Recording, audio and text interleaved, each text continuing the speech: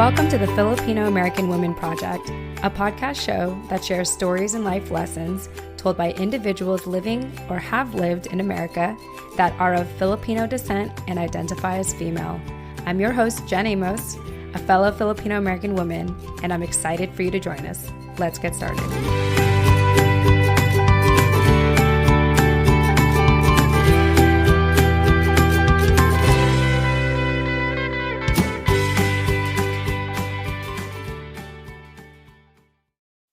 All right. Hi, everyone. Jen Amos here, your co-host for the Filipino American Women Project podcast show. I once again have my amazing co-host, Nani Dominguez. Nani, welcome to the show.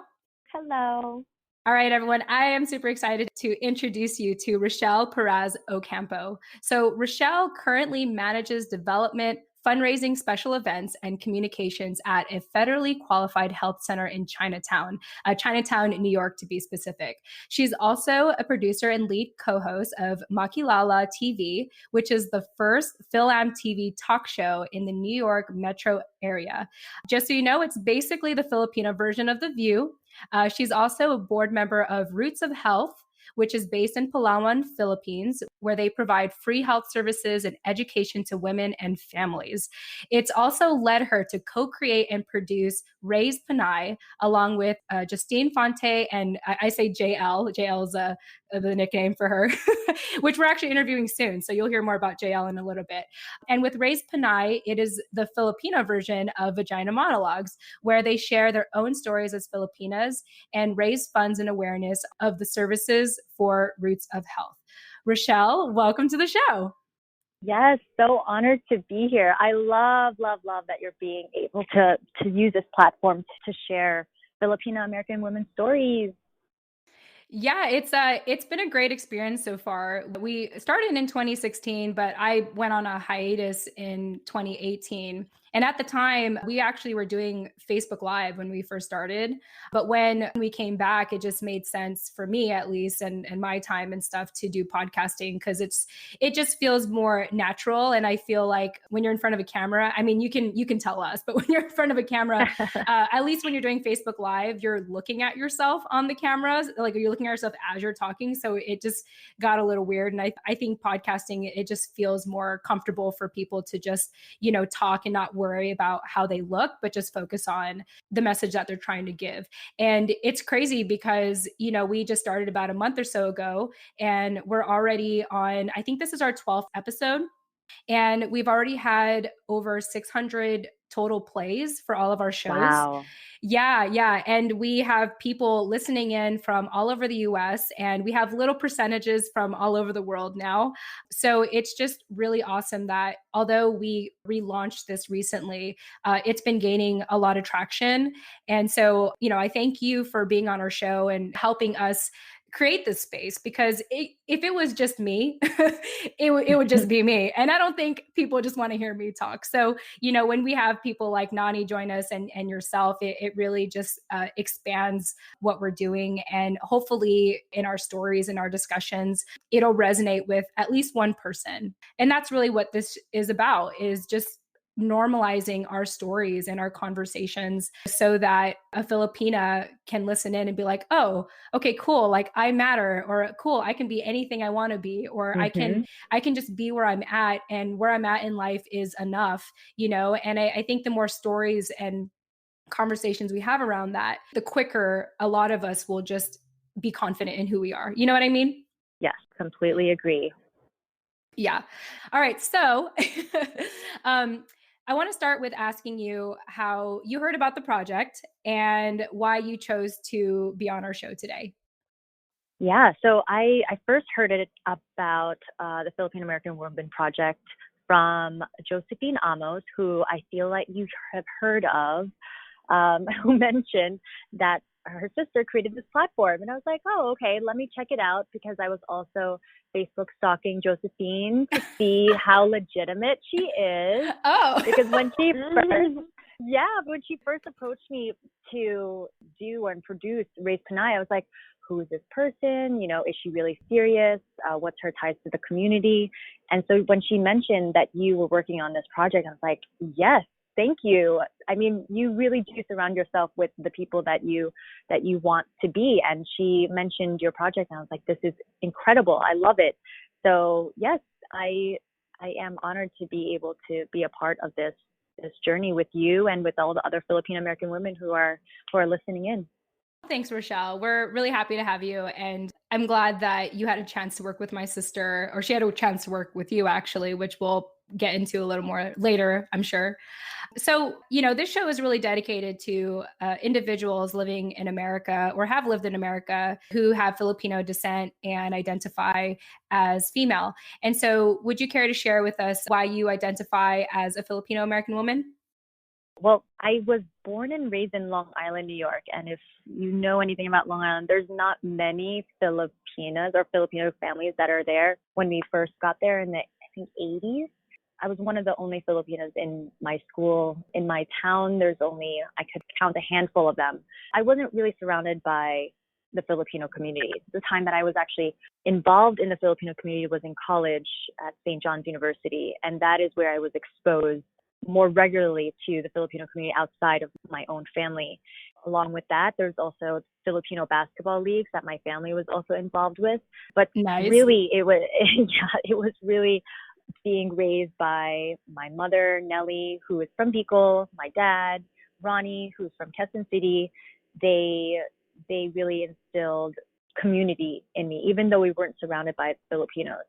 Being raised in Levittown, Long Island, was definitely different from going to school in Queens, which is basically the most diverse borough in the country. After college, I got involved with the community through UNIPRO, which is Filipino American Unity for Progress, where we started in New York, and we have now scaled to multiple cities across the U.S.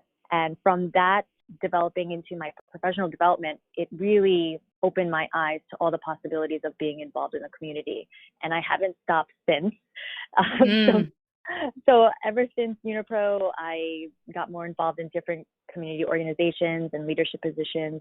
I remember the day that I was approached to be a co-host and produce Makilala TV.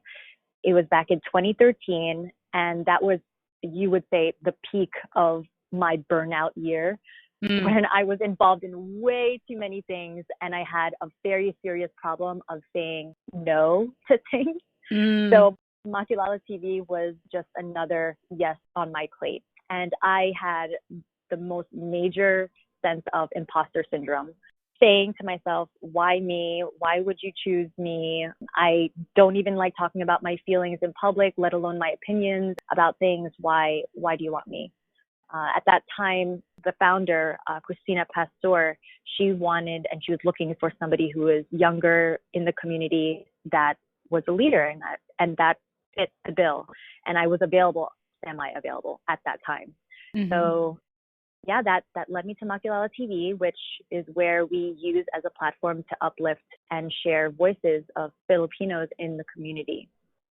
And yeah, that was a turning point, Makilala TV. It really exposed me to not just the young college student type of groups, but also the titas and the titos who have been doing community organizing for decades.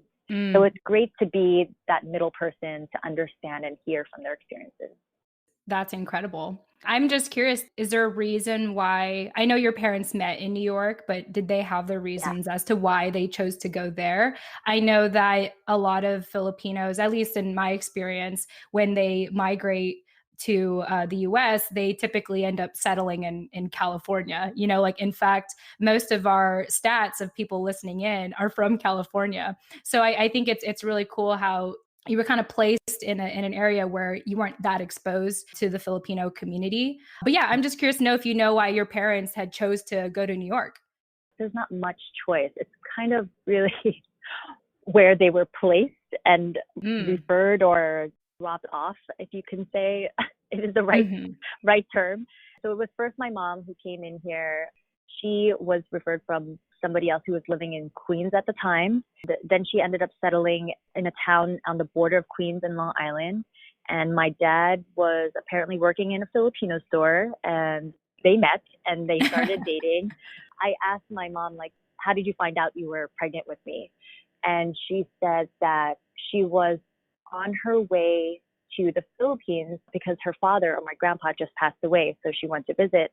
And it was in the Philippines where she was throwing up and just always sick. And her sisters were like half joking, like, oh, you're pregnant. And she's like, no, I'm not. And then they finally took the test and she found out she was pregnant with me. And so she ended up coming back from the Philippines to New York, to my dad, pregnant.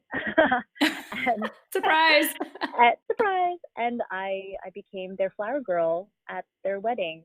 So Aww. and also I didn't realize that that was not the correct way. Like, I thought all girls were flower girls of their parents' weddings. I didn't realize that you get pregnant after you wed, typically. So that was just always a fun story to learn. And it really is interesting, the different types of communities comparing from the West Coast and East Coast. In relation to Filipino communities, I feel like that the West Coast totally has a head start in community organizing than the East Coast. And I love hearing how we can learn from what the West Coast people do. And there's so many transplants from Cali and West Coast that come to here in New York. And it's funny how they all just congregate with each other. Yeah. And they all just end up knowing each other, it's cool. But yeah, definitely West Coast has a head start.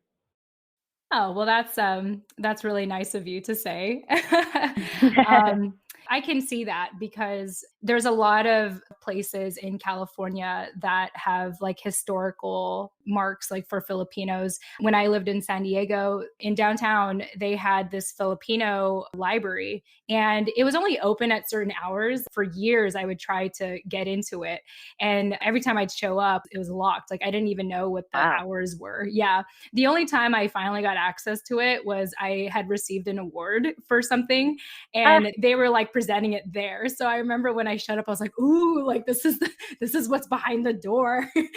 And it was awesome because there was so many things there. Like there was books and artifacts and just all these items and stuff about like Filipino culture and stuff from the Philippines. So I was like, oh, cool. I found this awesome gem. But also in just 2 hours away, you have historic Filipino town where every year they would have the Justice for Filipino American Veterans March, the JFAV March for short. And yeah, there's definitely a lot of movements over there in California and the West Coast. So I can see that.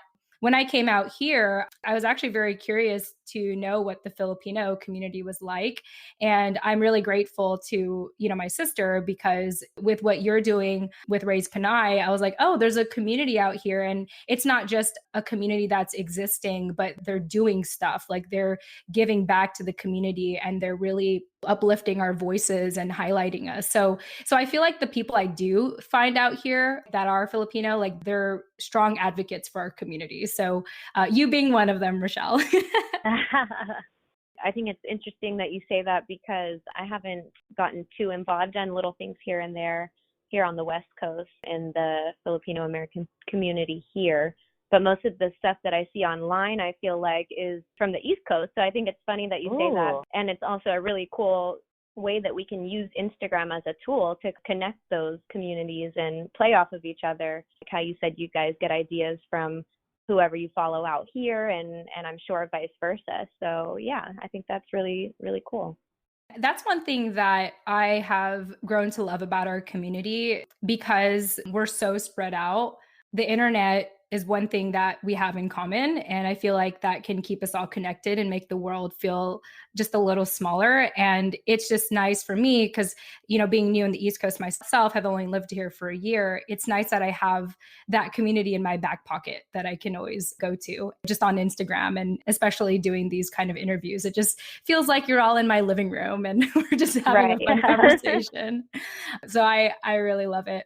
All right. So, Rachelle, why don't we fast forward to life today? If people are getting acquainted with you for the first time, why don't you share with us, maybe a snapshot of your life, and most importantly, what keeps you busy and excited nowadays? So, for my day-to-day, aka what pays the bills, I do work at a community health center where I manage development and fundraising, special events, donor relations. And I love doing that because I get to practice my storytelling. I get to hear what excites other people to donate to an incredible mission to an exciting organization that really provides impact to the community. So I love being able to translate my community work and my professional work into my day-to-day that way. For Makilala, we tape and record once a month. In the summers, July and August, we are off so that we can have a little break. But once a month, we do tape in East Harlem at the studios, where I really try to encourage other groups to also record and create shows for themselves, because it is a free resource for people to utilize. I don't think people really understand the power and the value of that. So we do tape every month, and it's all volunteer basis. My co-hosts, Jen Jur and Christina Pastor, commute from Jersey. I come from Manhattan, and we all meet up once a month to interview all these incredible leaders, these innovators. We have performers that are part of the show and entertain us and wow us with their skills and talent. It's really an incredible and humbling experience to hear these stories about people's struggles, their challenges, and just live through their accomplishments.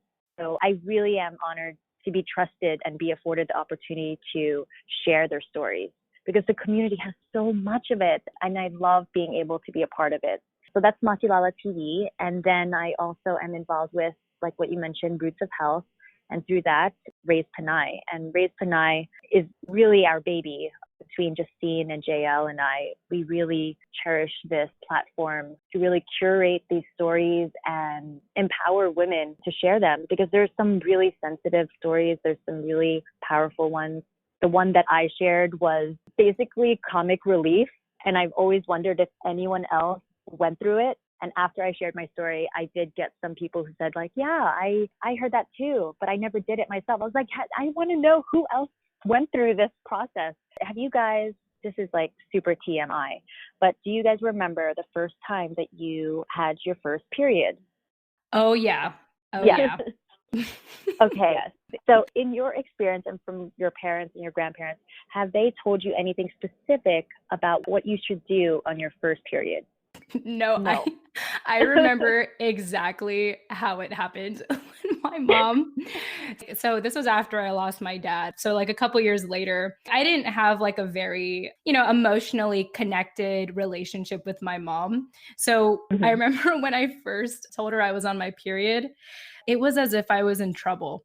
So she had a pad ready for me. And it was funny because it was like you ever imagine like maybe someone giving you a handshake, but they don't let go for a while because they want to be sure that you understand what they're trying to say or something. So she was like trying to give me this pad, but before she could give it to me, she was all like, I don't remember exactly what she said, but she's all like, you're on your period now. And you need to take care of your body. Like it was something very like demanding. Like I think the period meant like pregnancy for her, she's like, you better, take care and don't use tampons. They're bad for you. Just use pads and only pads. So that was my first experience of when I started my period. I remember that conversation very well. All right, Jen Amos here, jumping into the middle of our show as I always do, to remind you why this show is possible. So, at the end of every episode, I tend to say, if you didn't catch our guest contact info, don't worry, we'll have those in the show notes. Check them out. I worked so hard on them. You're welcome. Well, it's been brought to my attention that our show notes are not as easy to find as I thought, which is why starting summer 2020, the Filipino American Women Project is proud to be partnering with Captivate, the world's only growth-oriented podcast host. Captivate is created for independent podcasters, designed from day one to help you to focus on audience growth and the expansion of your audio influence. One way that Captivate makes our lives easier as independent podcasters is by taking the guesswork out of making a website for your show. That's right, a website for your show. So listeners, starting summer 2020, finding our show notes will be so much easier. All thanks to Captivate. You're welcome, as always.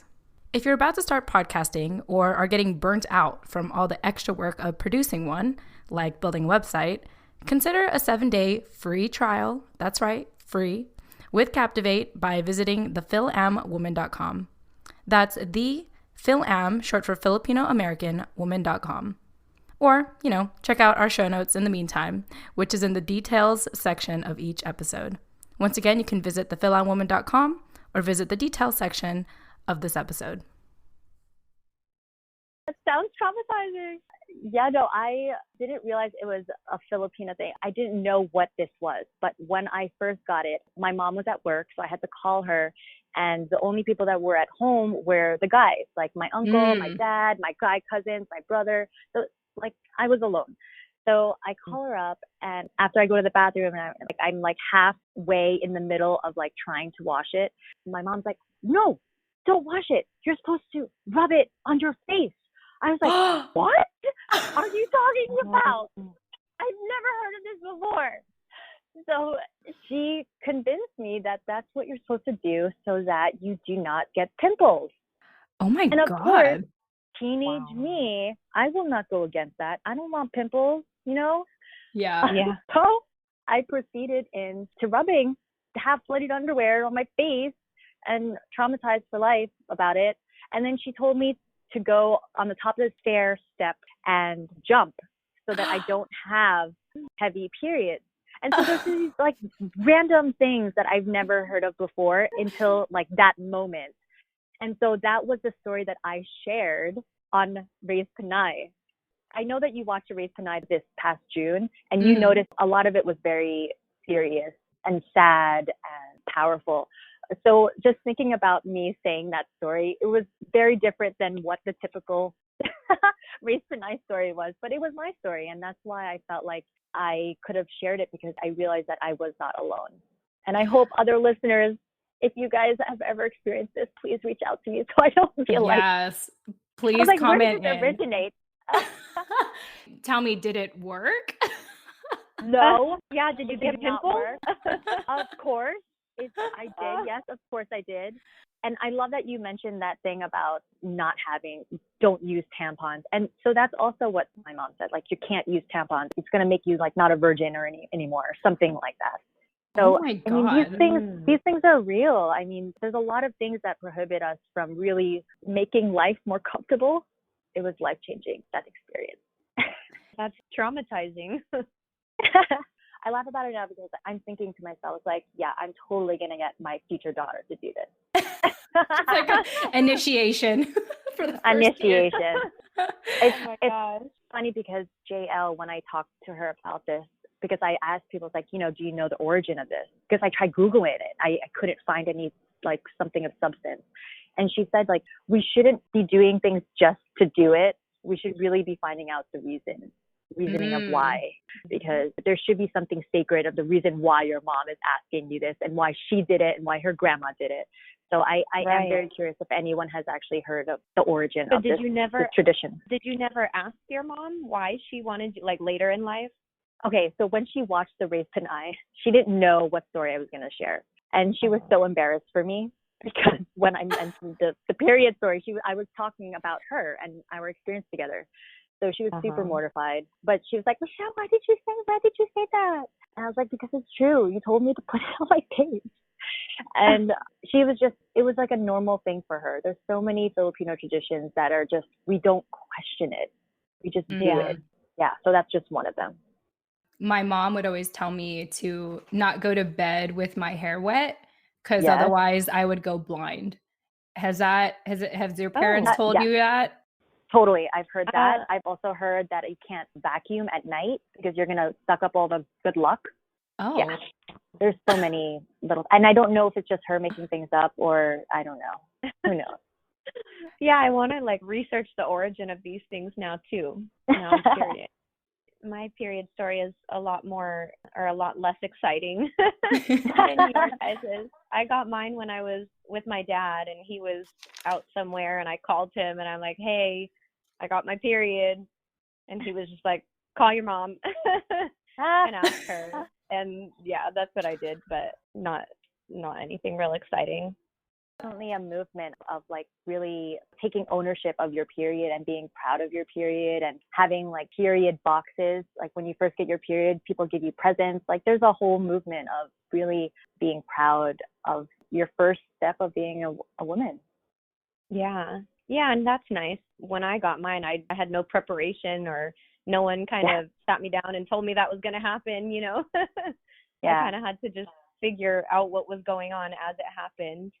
Yeah, one thing I really loved about just being around you, Rachelle, and the other ladies at Raise Panay, and just the whole event itself was, to me, it really felt like it was about women empowerment. And it wasn't really just the deep, tender, vulnerable, raw stories that everyone shared, but it was also like a celebration of our bodies.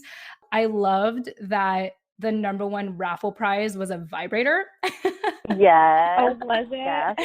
It Yes. was a handless vibrator. Yeah. Yep. And yeah, and it wasn't just like any vibrator you would like get on Amazon or a store or something. It was like a high-end $100+ vibrator. And it was funny because I put most of my tickets in the raffle thing, but I didn't win it, unfortunately. But either way, I just love that for Filipino women, Raise Panay is just that environment to celebrate all of you, your skin, your body, your culture, your traumas growing up. And it was very inspiring. And it's my hope in the future when I'm a little more settled in the East Coast here in Virginia Beach to potentially, reach out to you and the other ladies about possibly starting something over here. So I'm putting it out there in the universe, to Yes, see if there's put it out. yeah. So if anyone is in Virginia Beach that's listening to this, please reach out because I would definitely love to bring that over here because I just think it's just another way of sharing our stories. And that's one thing I noticed in the last month or so of doing these interviews is that there's just a ton of all of us have the same goal, I feel like, in whatever we're creating for the Filipino community. And it's to just celebrate us and to find healing in our own traumas growing up. So all beautiful stuff. Well, thank you, Rachelle, for giving us a snapshot into your life. I love how involved you are with the community and really uplifting Filipina women voices and everything. We actually are now at my favorite part of the interview, although I've enjoyed this entire conversation so far. The purpose of this project, is one, to celebrate the Filipino American woman's story and experience, but also to have a collection of life lessons by the Filipino American woman. And so for you, Rachelle, the big life lesson you wanted to share today is that the most powerful thing you can do is ask. And I'd love for you to elaborate on that and even share maybe a story or a milestone in your life that led you to that big life lesson that you live by. Yeah, I really live by that idea of how important it is to just ask. And people really take it for granted how powerful it is. So I've received a number of sponsorships, collaborations with other groups, free food that comes just from asking. It really is all about how you present your mission, your goal, and how excited and thankful you are to have that partnership with that person. I thrive in a room where I get to hear other people's stories and find ways to align each other's goals and just ask them. Everyone that I've known so far that in terms of interviewing them, everyone loves talking about themselves.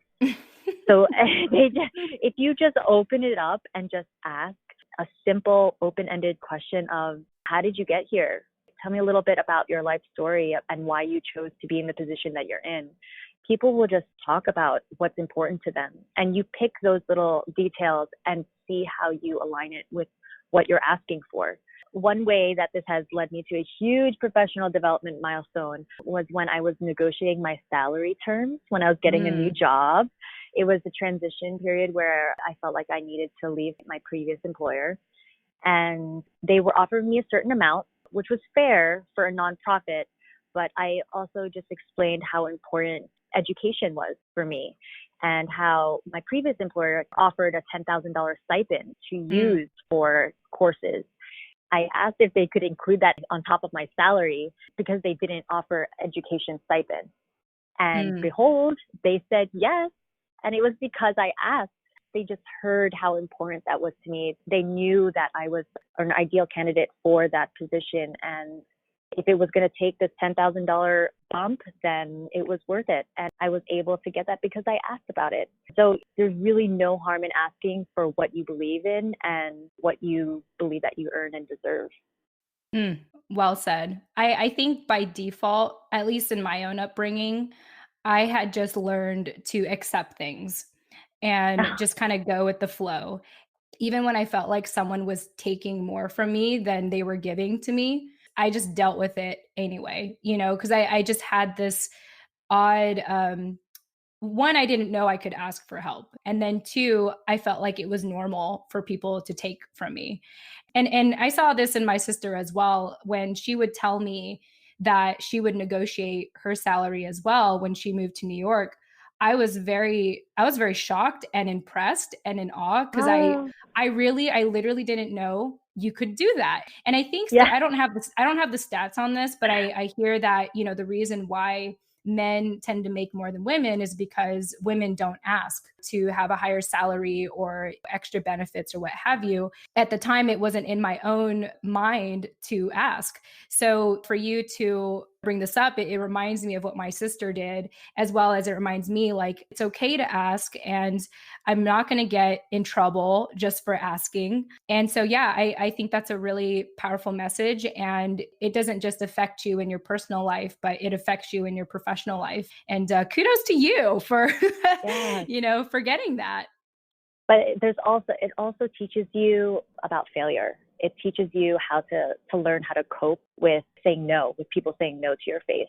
Mm. So there's also times where I've asked for salary bumps and I didn't get it. And it helped teach me how to cope with that in a safe and nurturing way versus telling myself that I don't deserve it. There are external factors that don't allow people to get salary raises. But again, it doesn't hurt to ask.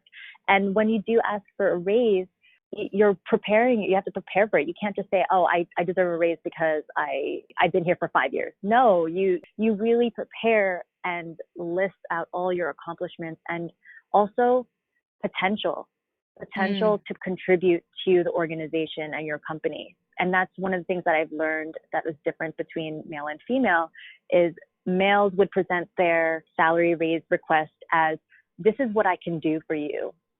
This is what I can accomplish for this organization. Not just talking about what they have done, but what they can do versus women who essentially just say what they have done in the past, how they've contributed. So that's another different angle that we should also consider when we talk about asking about a raise.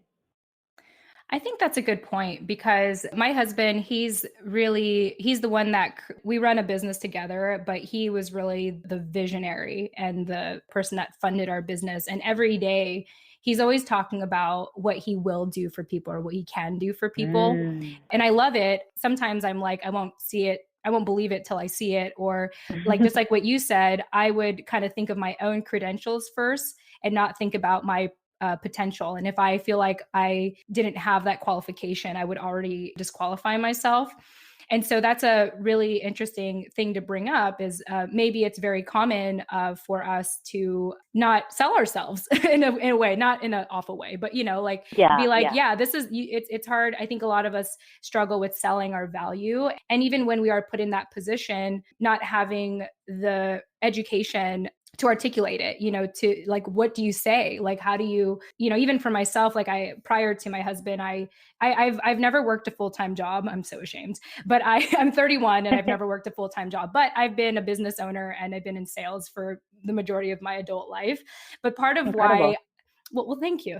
Part of why though I couldn't get a job or why I didn't want to get a job and when I got fired from jobs is because when I would get jobs, I would constantly I feel like I was constantly facing myself and my inadequacy. I never felt like I was qualified for a job. So that's partly why, like, I think I have this, like, I think I'm allergic to jobs because I feel like I'm just not, yeah. Like some people are kind of like, oh, that's so cool. But no, you guys, you don't understand. Like, I'm afraid of jobs. I feel like like in jobs, you're constantly having to prove yourself and then you're not getting paid what you're worth.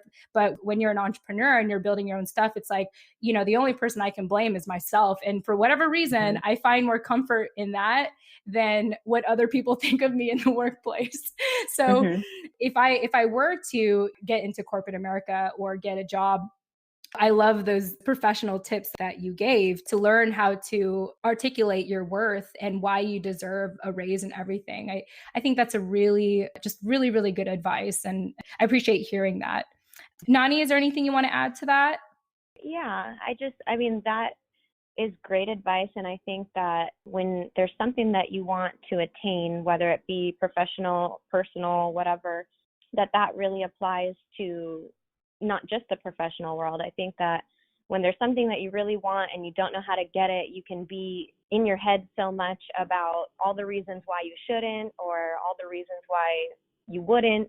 But once you just do it and just ask with the proper preparation and everything, have your facts straight and all of your information ready to go. But once you do that, even if the answer is no, it kind of just brings you back to reality. And if the answer was no, then it's kind of like you pinch yourself and you look around and you're like, oh, I'm still okay. I'm still alive. I can move on. You know, you can't ever reach that point unless you take that leap and do ask. I think that's really important to know. Yeah. Yeah, it's like when people reject you, it doesn't mean like you're still alive. You know, it's not like you're facing death when people reject you. And Right. But I you think don't that's know that yeah. until you experience it, you know? Yeah. So before you take that leap of faith and just put yourself out there, you're going to live in that prison of just all the reasons that you're telling yourself it won't happen. Yeah, absolutely. Well, I think that is one awesome, powerful life lesson. Rachelle, I want to thank you so much for your time. I appreciate you sharing your story, your life in Long Island, your parents and their background, and your involvement with so many things over there in New York. Before we head out, do you have any closing thoughts for us? Yeah, and I feel like that you touched upon it earlier. Imposter syndrome is real. It is so real, and I experience it as a Filipino woman. I still struggle with it to this day, of this dangerous idea, asking myself if I am good enough for a role or a salary bump, a promotion, to simply approach a certain leader. But then again, I think about the main point is it does not hurt to prepare and ask. I always try to challenge myself to understand that I do have a place in this world. I do have a role and a chance to make an impact. And while I am doing that, to the idea that I can feel fulfilled. So I will continue doing community work. I will continue doing Makilala and Raise Panay until I feel like that people can either take on the work without me, or that I feel like that it's not fulfilling anymore. I really feel that imposter syndrome has taken its many forms, but hopefully if you build enough of a support system, you can encourage each other and other Filipinas that you do deserve to be where you are. Beautiful. I love how you say it doesn't hurt to ask, but more importantly, it doesn't hurt to prepare and then Yeah. ask, you know, because we Yeah. could ask for anything we want. And I think that's part of the fear. Like, I think for myself, when I'm in situations where I'm afraid to ask, a lot of times it's because I am unprepared, whether it's to address my points or maybe I hadn't surrounded myself with a loving community to have that confidence to ask. But I Mhm. think that is very sound advice. And yeah, I agree. The imposter syndrome is extremely real. When I was on my hiatus with this project and I started to get back into it, that was the first thing I felt. How can I get back into this project? How can I own the Filipino American woman? Like, you know, I had all these fears of like, do I have the knowledge, the expertise, the experience? Do I really embody what the Filipino American woman is to do this? And I thought of all those things. But at the same time, I thought somehow the universe gave me this domain name. And somehow it gave me the Instagram username. It gave me all of these things for whatever reason. And one way that I have learned to kind of minimize the imposter syndrome is to just appreciate what is in front of me, to be like, you know, for whatever reason, I don't know why, but this opportunity is in front of me. These are the resources I have. And I think I'm meant to do something with it. So until someone takes it away from me, or, you know, kind of like we said, until no one's interested or whatever, I'm just gonna do it. I definitely can relate to that, and I appreciate you bringing that up. I think you're the first person to bring it up on the show so far, actually. All right, well, Rachelle, we've had such a pleasure speaking with you today and kind of bantering back and forth. For anyone that wants to reach out to you or learn more about the amazing projects that you're doing, how can they get a hold of you? You could definitely follow us on social media. We are on all platforms. You could check us out on Facebook and Twitter, Instagram at Makilala TV or at Raised Panay. Awesome. All right, ladies. Nani, I want to thank you again for co-hosting with me. Do you have any closing thoughts? I just wanted to tell you, Rachelle, that I think it's really cool how you've been able to incorporate all the work that you do with your community or your community involvement into your professional development. That's really inspiring for someone like me who's kind of in a weird place with my professional development and trying to incorporate more creativity into my day-to-day. It's really cool that you've found a way to do that and that you're enjoying it. So congratulations. Yeah, thank you. I mean, it really took a whole community to lead to where I am now. If it weren't for any of all the mentors, all the previous leaders, I would not be here. So I'm very grateful for this opportunity. Yeah. Beautiful. I've heard before that behind every successful person is a village of other people helping them be successful. So, well, ladies, I want to thank you so much for your time. For our listeners, for our live listeners, shout out to Crystal. Thank you so much for joining us and messaging me here on Instagram. She's been messaging me. So thank you so much to you and shout out to you. She also is giving a shout out to the DC area. So maybe I will visit you, Crystal. So we'll be in touch. I already messaged you about it. For our listeners, if this show resonated with you in any way, you could actually visit our show notes to learn how you can leave a voice message or you can email us. There's lots of ways to get a hold of us on Instagram as well. Rachelle, Nani, thank you so much again for your time. And I look forward to chatting with all of you and our listeners in the next episode. Thanks, everyone. Great. Bye. And there you have it, everyone. Thank you so much for listening. Please subscribe if you'd like to hear more stories and life lessons told by the Filipino American woman.